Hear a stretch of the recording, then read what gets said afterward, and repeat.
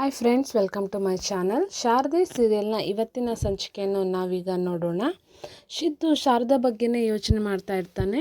ನನ್ನ ಕೈಗೆ ಆಯಿಂಟ್ಮೆಂಟ್ ತರೋದಕ್ಕೆ ಕೊಟ್ಟರು ಕೈ ನೋವನ್ನ ಲೆಕ್ಕಿಸದೆ ಮಗಳಿಗೋಸ್ಕರ ಡ್ರಾಯಿಂಗ್ ಬಾಕ್ಸು ಕ್ರಯಾನ್ಸು ತೊಗೊಂಬರ್ತಿದ್ದಾರಲ್ಲ, ಅವ್ರು ನಿಜವಾಗ್ಲೂ ಗ್ರೇಟ್ ಅಂತ ಹೇಳಿ ಯೋಚನೆ ಮಾಡ್ತಾ ಇರ್ತಾನೆ. ನನ್ನ ಹತ್ರ ಸುಟ್ಟಗಾಯಕ್ಕೆ ಹಚ್ಚಿರೋ ಔಷಧಿ ಇದೆ, ಆದರೆ ಅದನ್ನು ಅವ್ರಿಗೆ ಕೊಡೋದು ಹೇಗೆ ಅಂತ ಯೋಚನೆ ಮಾಡ್ತಾನೆ. ಸುಮಿತ್ರಾ ಅತ್ತೆ ಹತ್ರ ಕೊಡ್ತೀನಿ ಅಂತ ಹೇಳಿಬಿಟ್ಟು ಸುಮಿತ್ರಾ ಅತ್ತೆನ ಎಲ್ಲ ಕಡೆ ಹುಡುಕ್ತಾನೆ. ಅವರೆಲ್ಲೂ ಸಿಗೋದಿಲ್ಲ. ಆದರೆ ಅಲ್ಲಿ ಕೂತ್ಕೊಂಡು ದೀಪು ಡ್ರಾಯಿಂಗ್ ಮಾಡ್ತಾ ಇರ್ತಾಳೆ. ಹೋಗ್ಬಿಟ್ಟು ದೀಪು ಏನು ಮಾಡ್ತಾ ಇದೆಯಾ ಅಂತ ಕೇಳ್ತಾರೆ. ಅಮ್ಮ ಇದನ್ನೆಲ್ಲ ಹೊಸದು ತಂದು ಕೊಟ್ಟರು, ಅದಕ್ಕೆ ನಾನು ಎಷ್ಟು ಚೆನ್ನಾಗಿದೆ ಗೊತ್ತಾ, ಡ್ರಾಯಿಂಗ್ ಮಾಡ್ತಾ ಇದ್ದೀನಿ ಅಂತ ಹೇಳ್ತಾರೆ. ಅಮ್ಮಮ್ಮ ಅವರಿಗೆ ದುಡ್ಡು ಕೊಟ್ಟು ಮೆಡಿಸಿನ್ ತರಕ್ಕೆ ಹೇಳಿದರೆ ಅವ್ರು ಅದನ್ನು ತರದೆ ಇದನ್ನೆಲ್ಲ ತಂದು ಕೊಟ್ಟಿದ್ದಾರೆ. ಅಮ್ಮ ಎಷ್ಟು ಚೆನ್ನಾಗಿದೆ ಗೊತ್ತಾ ಫ್ರೆಂಡ್ ಅಂತ ಹೇಳಿ ಅವನಿಗೆ ಹೇಳ್ತಾ ಇರ್ತಾಳೆ. ಆಗ ಅವಳು ಬಿಡಿಸಿರೋ ಚಿತ್ರ ನೋಡಿ, ಇದು ಯಾರು ಅಂತ ಕೇಳ್ತಾರೆ. ನಿಜವಾಗ್ಲೂ ನಿಂಗೆ ಗೊತ್ತಾಗಿಲ್ವಾ ಅಂತ ಕೇಳ್ತಾರೆ. ಇದು ಅಮ್ಮ, ಇದು ನಾನು, ಇದು ನೀನು. ಸೀರೆ ಉಟ್ಕೊಂಡಿದ್ದಾರಲ್ಲ ಅದು ಅಮ್ಮ, ಡ್ರೆಸ್ ಹಾಕ್ಕೊಂಡಿದ್ದೀನಲ್ಲ ಅದು ನಾನು, ಆಫೀಸ್ ಡ್ರೆಸ್ ಹಾಕ್ಕೊಂಡಿದ್ದೀಯಲ್ಲ ಅದು ನೀನು ಅಂತ ಹೇಳ್ತಾ ಇರ್ತಾರೆ. ಆಗ ತುಂಬ ಚೆನ್ನಾಗಿದೆ ಅಂತ ಹೇಳಿಬಿಟ್ಟು ಸಿದ್ದು ಹೇಳಿ, ಇದನ್ನು ಅಮ್ಮನಿಗೆ ಕೊಡು, ಅಮ್ಮಮ್ಮ ಕೊಟ್ಟರು ಅಂತ ಹೇಳಿ ಕೈಗೆ ಹಚ್ಕೊ ಅಂತ ಹೇಳು ಅಂತ ಹೇಳಿ ಕಳಿಸಿಕೊಡ್ತಾನೆ. ಇಲ್ಲಿ ಸಿದ್ದು ಯೋಚನೆ ಮಾಡ್ತಾ ಇರ್ತಾನೆ. ದೀಪು ಎಲ್ಲ ಕಡೆ ನನ್ನನ್ನು ಅವ್ರ ಫ್ಯಾಮಿಲಿ ಮೆಂಬರ್ ಥರ ಟ್ರೀಟ್ ಮಾಡ್ತಾ ಇದ್ದಾಳೆ, ಎಲ್ಲ ಕಡೆ ನಾನು ಇರಬೇಕು ಅಂತ ಹೇಳಿ ಆಸೆ ಪಡ್ತಾಳೆ. ಮಗುವಿಗೆ ನಾನು ಈ ಥರ ಕ್ಲೋಸ್ ಆಗೋದು ತಪ್ಪಾ ಅಥವಾ ಸರಿನಾ ಅಂತ ಹೇಳಿ ಯೋಚನೆ ಮಾಡ್ತಾನೆ. ಮಗು ತಾನೇ, ತಪ್ಪಾಗಲ್ಲ ಅಂತ ಹೇಳಿಬಿಟ್ಟು ಯೋಚನೆ ಮಾಡಿ ಸುಮ್ಮನಾಗ್ತಾನೆ. ಇಲ್ಲಿ ಶಾರದೆ ಕೈಗೆ ಎಣ್ಣೆ ಹಚ್ಕೋತಾ ಇರ್ತಾಳೆ. ಅಮ್ಮ ಏನಾಯಿತು, ಏನು ಮಾಡ್ತಿದ್ಯಾ ಅಂತ ಕೇಳ್ತಾರೆ. ಏನು ಬೇಕು ನನ್ನ ಕಂದಮ್ಮಗೆ ಅಂತ ಹೇಳಿ ದೀಪನ ಕೇಳ್ತಾರೆ. ಏನೂ ಇಲ್ಲ, ಅಮ್ಮಮ್ಮ ಆಯಿಂಟ್ಮೆಂಟ್ ಕೊಟ್ಟರು, ಅದನ್ನು ಹಚ್ಚೋದಕ್ಕೆ ಅದಕ್ಕೆ ಕೊಟ್ಟು ಬಂದೆ ಅಂತ ಹೇಳ್ತಾರೆ. ಇಷ್ಟು ಬೇಗ ತಂದುಬಿಟ್ರಾ, ಕೊಡು ನೋಡು, ಅಮ್ಮಮ್ಮ ನನ್ನನ್ನು ಎಷ್ಟು ಚೆಂದ ಪ್ರೀತಿಯಿಂದ ಮಗಳ ಥರ ನೋಡ್ಕೋತಾ ಇದ್ದಾರೆ, ನಾನೇನನ್ನು ಹೇಗೆ ನೋಡ್ಕೋತೀನೋ ಹಾಗೆ ಅಂತ ಹೇಳ್ತಾರೆ. ಹೌದು, ನೀನು ನನ್ನ ಮುದ್ದು ಅಮ್ಮ ಅಂತ ಹೇಳಿಬಿಟ್ಟು ದೀಪಗೆ ಹಾಡು ಹೇಳ್ತಾಳೆ.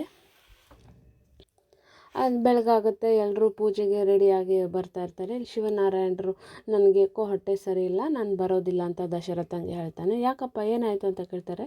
ಯಾಕೋ ಗ್ಯಾಸ್ಟ್ರಿಕ್ ಅಂತ ಹೇಳಿ ಅನಿಸುತ್ತೆ, ನೀವು ರೆಡಿ ಆಗೋಷ್ಟರಲ್ಲಿ ನಾನು ಸರಿ ಹೋದರೆ ಬರ್ತೀನಿ, ಇಲ್ಲ ನೀವೇ ಹೋಗಿ ಬನ್ನಿ ಅಂತ ಹೇಳ್ತಾರೆ. ಸರಿಯಪ್ಪ ಅಂತ ಹೇಳ್ತಾರೆ. ಆಗ ಅಷ್ಟೊತ್ತಿಗೆ ಆರತಿ ಬರ್ತಾಳೆ. ಏನು ಮಾವ, ಎಲ್ರಿಗಿಂತ ಮುಂಚೆ ನೀವೇ ರೆಡಿಯಾಗಿಬಿಟ್ಟಿದ್ದೀರಾ ಅಂತ ಕೇಳ್ತಾರೆ. ಹ್ಞೂನಮ್ಮ, ಈ ಮನೇಲಿ ನಾನು ನನ್ನ ಹೆಂಡ್ತಿನೇ ಆನ್ ಟೈಮ್ ರೆಡಿ ಆಗೋದು, ನಾನೇನಾದರೂ ಪೂಜೆ ಹಬ್ಬದ ಟೈಮಲ್ಲಿ ಏನಾದರೂ ಲೇಟಾಗಿ ಬಂದುಬಿಟ್ರೆ ಮುಗೀತು ನನ್ನ ಕತೆ, ಗೊಣ ಗೊಣ ಗೊಣ ಗೊಣ ಅಂತ ಅಷ್ಟೋತ್ರ ಮಾಡ್ತಾ ಇರ್ತಾಳೆ ನಿಮ್ಮ ಅತ್ತೆ ಅಂತ ಹೇಳಿಬಿಟ್ಟು ತಮಾಷೆ ಮಾಡ್ತಾ ಇರ್ತಾರೆ. ಮನೆಯವರೆಲ್ಲರೂ ನಿಂತ್ಕೊಂಡು ನಗ್ತಾ ಇರ್ತಾರೆ. ಅಷ್ಟೊತ್ತಿಗೆ ಸುಮಿತ್ರ ಬರ್ತಾರೆ. ಏನು ರೀ, ಏನು ಹೇಳ್ತಾ ಇದ್ದೀರಾ ಅಂತ ಕೇಳ್ತಾರೆ. ನೋಡಬಲ್ಲೆ, ಏನಿಲ್ಲ ಕಣೆ, ನೀನು ಬಂದಮೇಲೆ ನಾನು ಸರಿ ಹೋಗಿರೋದು ಅಂತ ಹೇಳ್ತಾ ಇದ್ದೆ ಅಂತ ಹೇಳ್ತಾರೆ. ಎಲ್ಲರೂ ರೆಡಿ ಆದರು. ಈ ಸಿದ್ದು ಎಲ್ಲಿ ಅಂತ ಕೇಳ್ತಾರೆ. ಜ್ಯೋತಿಕಾ ನಾನು ರೆಡಿ ಅಂತ ಹೇಳಿ ಬರ್ತಾಳೆ.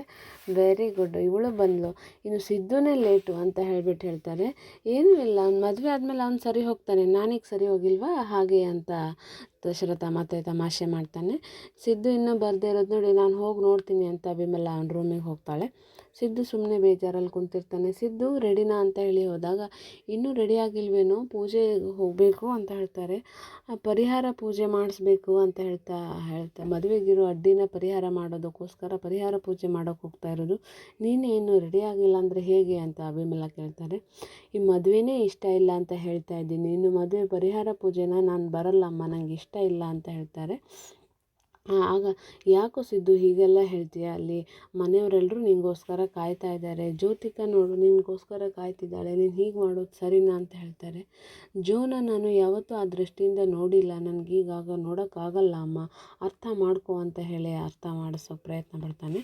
ಆಗ ಅವರು ಹೇಳ್ತಾರೆ, ಈಗ ಹಾಗೆ ಅನಿಸುತ್ತೆ ಅಷ್ಟೇ, ಮದುವೆ ಆದಮೇಲೆ ನೀನು ಜೋ ಹಿಂದೆನೇ ಸುತ್ತಾಡ್ತಾ ಇರ್ತೀಯ, ಈ ಅಮ್ಮನೇ ಮರ್ತೋಗ್ತೀಯ, ಆಗ ನೀನೇ ಅನ್ಕೋತೀಯ ನಾನೇ ಮದುವೆ ಬೇಡ ಅಂಥೇಳಿ ಓಡಾಡ್ತಿರೋ ಹುಡುಗ ಅಂತ, ಹಂಗೆ ಬದಲಾಗ್ತೀಯ, ಏನೂ ಆಗಲ್ಲ, ಹೋಗಿ ರೆಡಿ ಆಗು ಅಂತ ಹೇಳ್ತಾರೆ.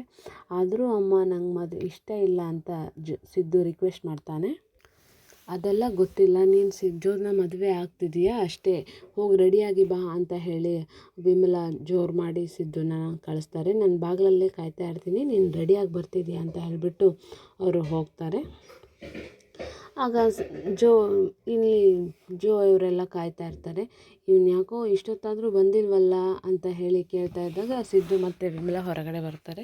ಆಗೋ ಬಂದರು ನೋಡಿ ಅಂತ ಹೇಳಿ ದಶರಥ ಹೇಳ್ತಾನೆ. ಸಿದ್ದು ತುಂಬ ಚೆನ್ನಾಗಿ ಕಾಣ್ತಾ ಇದೆಯಪ್ಪ, ಈ ಡ್ರೆಸ್ ನಿಂಗೆ ತುಂಬ ಚೆನ್ನಾಗಿ ಕಾಣುತ್ತೆ ಅಂತ ಹೇಳ್ತಾರೆ.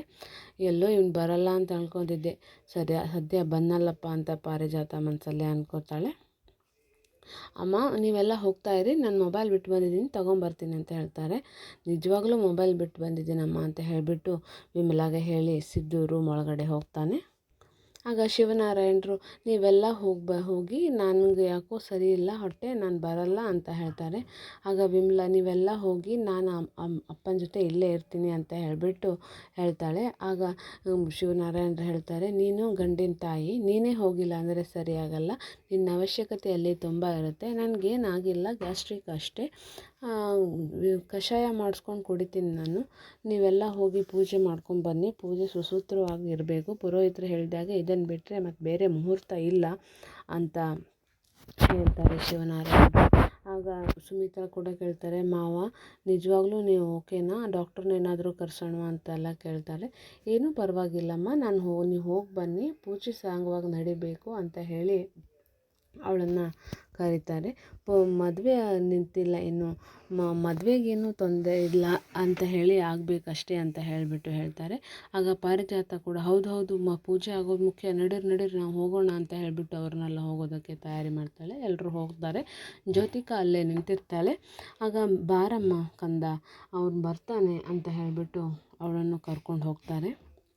ಇಲ್ಲಿ ಶಿವನಾರಾಯಣರು ತುಂಬ ಎದೆನೋವಿಂದ ಬಳಲ್ತಾ ಇರ್ತಾರೆ. ಮೆಟ್ಲ ಮೇಲಿಂದ ಕೆಳಗಡೆ ಊರಲ್ಲಿ ಬೀಳ್ತಾರೆ. ಅದನ್ನು ಶಾರದೆ ನೋಡಿ ಶಾಕ್ ಆಗ್ತಾಳೆ. ಅಪ್ಪ ಏನಾಯಿತು ಅಂತ ಹೇಳಿಬಿಟ್ಟು ಓಡಿ ಹೋಗ್ತಾಳೆ. ಇವಳು ಶಾರದಾ ಶಿವನಾರಾಯಣನ ಕಾಪಾಡುವಲ್ಲಿ ಯಶಸ್ವಿ ಆಗ್ತಾಳಂತ ಕಾದು ನೋಡೋಣ. ಇಲ್ಲಿ ಜೋ ಮತ್ತು ಸಿದ್ದು ಪೂಜೆ ಮಾಡೋದಕ್ಕೆ ಹೋಗ್ತಾರೆ. ಆದರೆ ಕೆಲವು ಕಾರಣಾಂತರಗಳಿಂದ ಅವರಿಗೆ ಪೂಜೆ ಮಾಡೋದಕ್ಕೆ ಆಗೋದಿಲ್ಲ. ಜೋ ಕಾಲು ಜಾರಿ ಮೆಟ್ಲಿಂದ ಬಿದ್ದು ಬಿಡ್ತಾಳೆ.